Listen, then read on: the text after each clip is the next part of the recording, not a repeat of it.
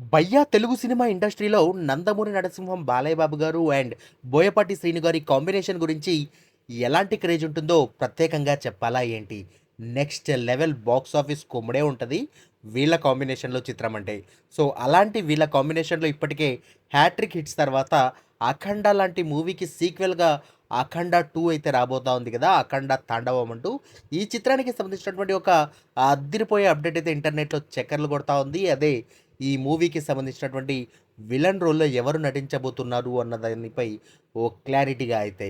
అదేంటంటే బాలయ్య బాబు గారి 'అఖండ 2' చిత్రానికి గాను బోయపాటి శ్రీను గారు విలన్‌గా వచ్చేసి ఆది పినిశెట్టి గారిని చూజ్ చేసుకున్నట్టుగా తెలుస్తా ఉంది. గతంలో 'సరైనోడు' చిత్రంలో వైరం ధనుష్‌గా మనందరిని మెప్పించినటువంటి ఈ ఆది పినిశెట్టి గారు 'అఖండ 2' చిత్రంలో బాలయ్య బాబు గారికి విలన్‌గా కనిపించబోతున్నారనమాట.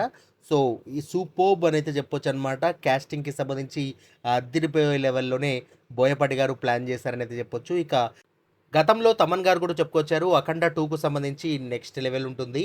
ఫస్ట్ హాఫే టికెట్‌కి వర్త్ అనిపించేస్తది. ఇక సెకండ్ హాఫ్ బోనస్ అంటూ. సో, మరి వెయిట్ చేసి చూద్దాం.